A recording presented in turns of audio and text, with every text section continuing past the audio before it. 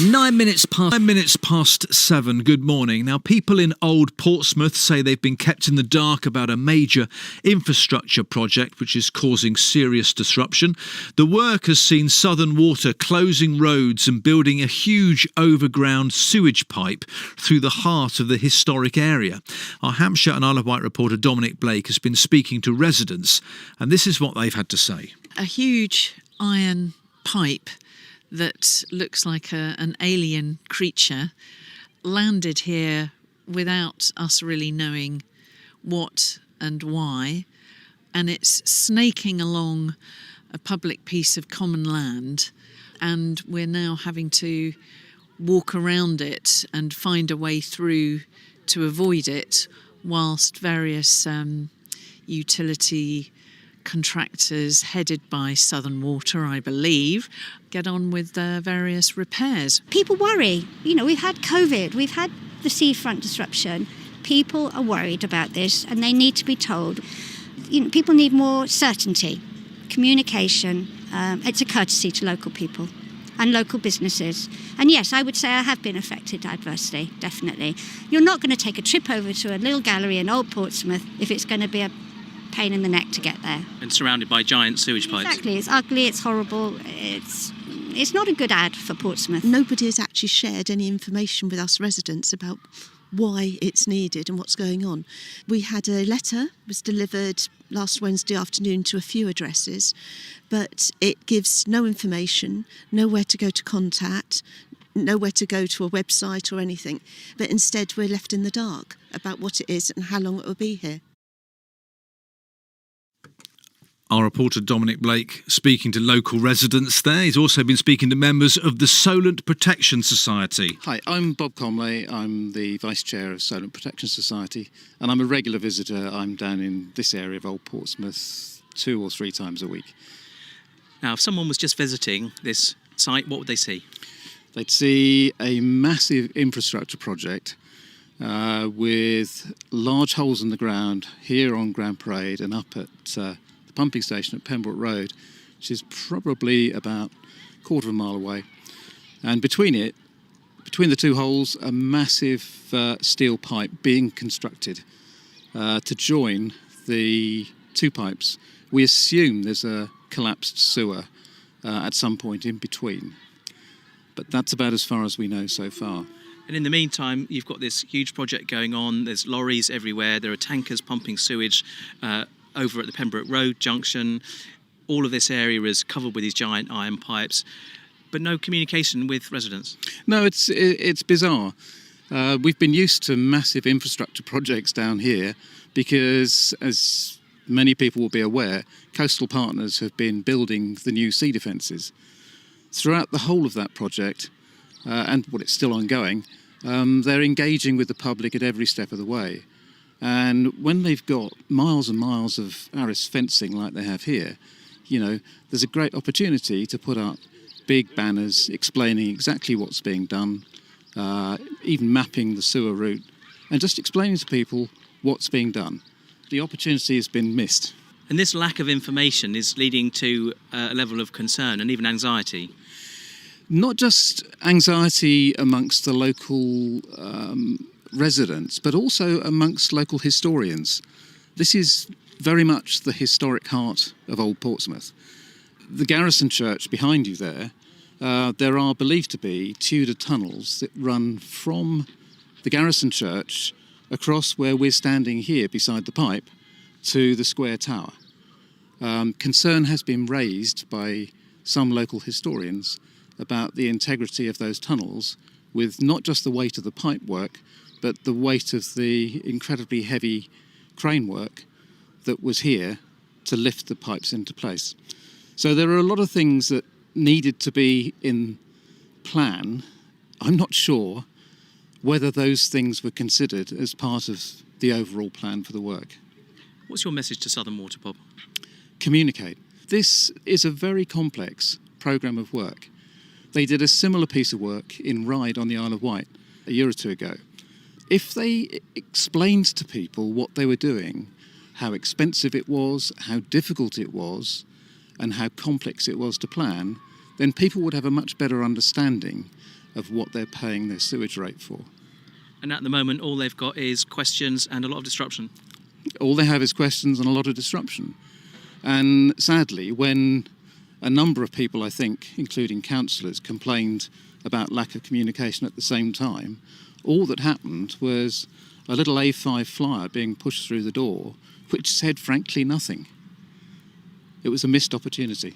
That's Bob Comley there from the Solent Protection Society, who was talking to our Hampshire and Isle of Wight reporter Dominic Blake. Southern Water say the disruption is part of a scheme to upgrade a pipeline which will help to prevent flooding during periods of heavy rain. We're going to be speaking to their head of waste at Southern Water a little bit later on in the show. The Sound. The sound of the South. Alun Newman at breakfast. BBC. The sound of the South. Alun Newman at breakfast. BBC Radio Solent. People in Old Portsmouth say they're being kept in the dark about a major infrastructure project which is causing serious disruption. The work has seen Southern Water closing roads and building a huge overground sewage pipe through the heart of the historic area. Our Hampshire and Isle of Wight reporter Dominic Blake has been speaking to residents, and one of them is Sharon Morris. There's a lot going on. There's a huge amount of pipe work, and it all arrived suddenly. And suddenly our road access was closed with no notice and no explanation, which makes you worry about what is actually going on. We've now seen these gigantic pipes appearing right the way across this part of the South Sea. They must be, I would say, 3 or 4 feet across, and they go all the way past the Royal Garrison Church here. They go up to the Pembroke Road junction where there's a big sort of sewage pipe arch. It's a huge project, isn't it? It is enormous, and nobody has actually shared any information with us residents about why it's needed and what's going on. So we're just there's lots of rumour, and it is the conversation piece. We had a letter, was delivered last Wednesday afternoon to a few addresses, but it gives no information, nowhere to go to contact, nowhere to go to a website or anything. And there is acres of fence work here which could have information boards on just to explain what's happening. That's all it needs. But instead we're left in the dark about what it is and how long it will be here. It was said briefly back at the beginning of May that there'd been a sewage pipe burst and some work would be needed and it might take a few days. Obviously that was quite a long time ago now, and it's clearly not a small job, is it? It's not indeed. I mean, we're about 6 weeks or so in now from that date. But also Pembroke Road was shut for a similar occurrence back in last September, October time, which we never had any update on that either. We don't know if that was a temporary fix put in that didn't work or that was meant to be the permanent fix. We have absolutely no idea. Now, Southern Water say that this is an emergency, and that's why they've had to go ahead straight away and get on with it without consulting or dealing with planners or anything like that. What do you think about that?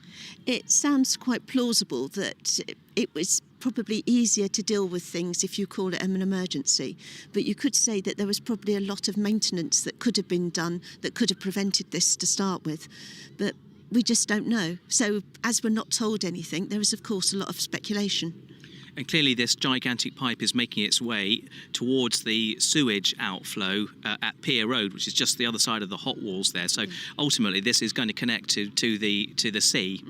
What's your worry about that? Well, we know there's got to be sewage involved, otherwise there wouldn't be sewage tankers at Pembroke Road. So we know that this isn't just to deal with runoff from after it rains. It's got to be the whole clean and dirty water at the same time. And it is very near a bathing beach. But the other piece that isn't so often talked to is this is blocking off one of the main access roads into Old Portsmouth and leaving, in case of emergency, there would only be one way for emergency services to get in, which is through the High Street, which is often blocked due to traffic coming back from the Isle of Wight ferry. So, there's anxiety in emergency situations, or even just with school runs, that access is blocked. What's your message to Southern Water? Just come and talk. You could have an open forum. It would be easy. You could turn a bad story into a good one. Old Portsmouth resident Sharon Morris, who was speaking to our Hampshire and Isle of Wight reporter Dominic Blake. Southern Water say the work will help to prevent flooding in the future. We'll be speaking to them in the next hour. BBC Radio Solent. 8 minutes past 8. Let's turn our attention to Old Portsmouth. People there say they've been kept in the dark about a major infrastructure project which is causing serious disruption. The work has seen Southern Water closing roads and building a huge overground sewage pipe through the heart of the historic area. Our Hampshire and Isle of Wight reporter Dominic Blake has been speaking to residents. One of them is Anna Core. A huge iron pipe that looks like an alien creature landed here without us really knowing what and why, and it's snaking along a public piece of common land, and we're now having to walk around it and find a way through to avoid it, whilst various utility contractors headed by Southern Water, I believe, get on with various repairs, we think. So there's not very much information. We can see this huge pipe that stretches all the way along here past the old Garrison Church. Over at the Pembroke Road junction up there's an enormous sort of sewage pipe bridge that's been created to maintain access to the fields. But nobody really knows what it's all about.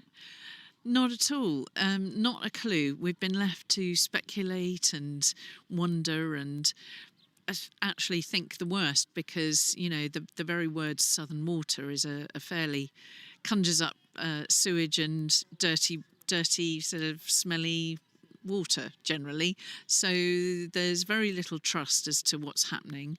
We've had very scant information. There's very little on the website, and as you say, there's no explainer on the site, even if it was just a programme saying this is what we're doing and the roads are going to be closed for this long and plan to reopen on this date, but there's nothing like that whatsoever. It's having huge impact in terms of the road infrastructure, and when roads get blocked in Portsmouth, which is a congested city as it is, then that affects all the surrounding roads, and so we've got more congestion, and we're coming up to the summer holidays, busiest time of the year.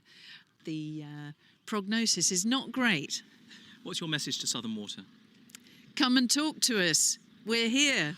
Let's do that right now. Alex Saunders joins me on the line. It's his project, Head of Wastewater Networks for Southern Water. Alex, good morning. Morning. What's your response to that? I think, firstly, in terms of keeping people informed, we've certainly made some efforts to make up on some lost ground there, and we've clearly got some work to do there. Listening to that interview, I think, firstly, if I may just explain, I think what a brilliant description the alien that's landed is. Certainly is an impressive bit of engineering when you stand on site and look at it. And I guess let me just explain to everyone why we are doing that. So.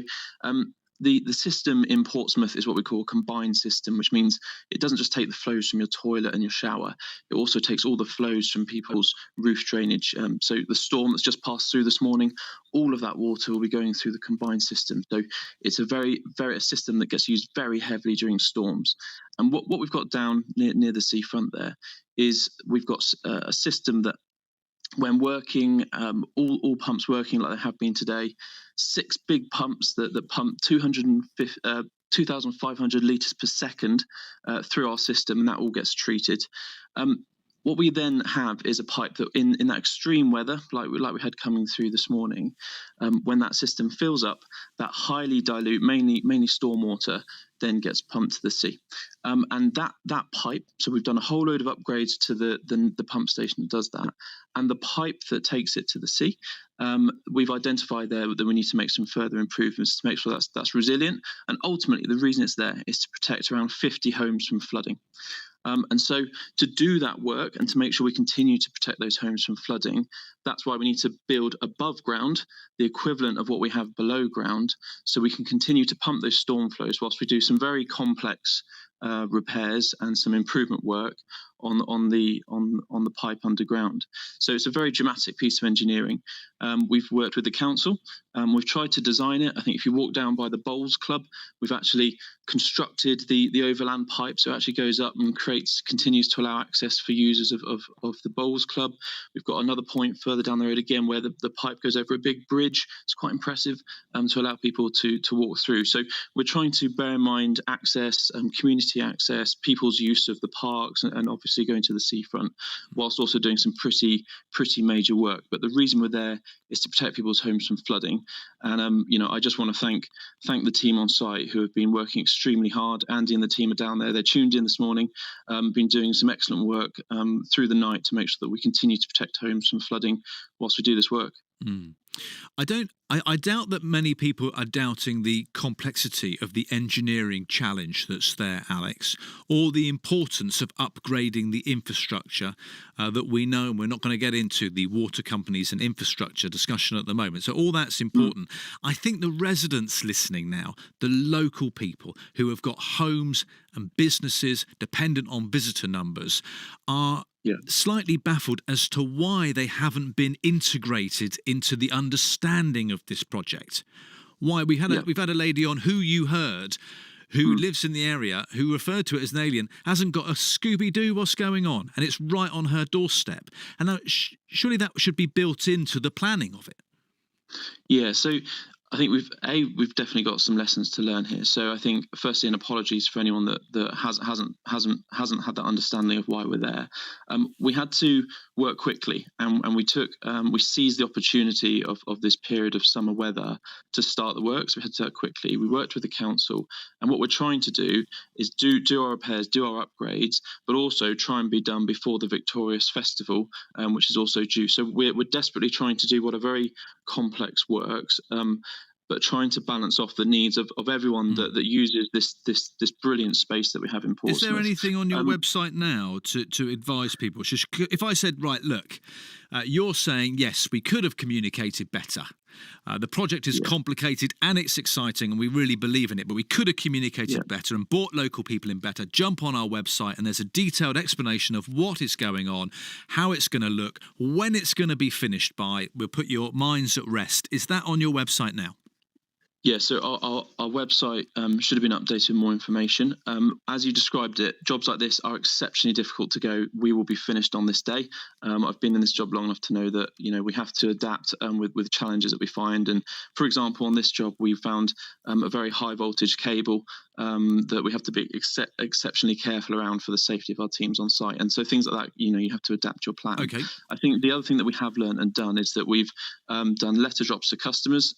We've also had people on site. So I know I went down a weekend before last when the Pride Festival was on. We had customer teams on site speaking with people, and I know when I caught up with them face to face, they'd had some really good conversations with people. So we're working hard to make up for lost ground, and we're hoping to get banners on site doing a better job of explaining what we're doing. But look, we tried to seize that opportunity, trying to bear in mind things like Victorious Festival that are coming down the road, but we're working hard to make sure that we keep everyone in the loop, because overall this is a good news story. This is investment in Portsmouth to protect people from flooding, but we also just need to make sure that everyone understands why we're there. Okay.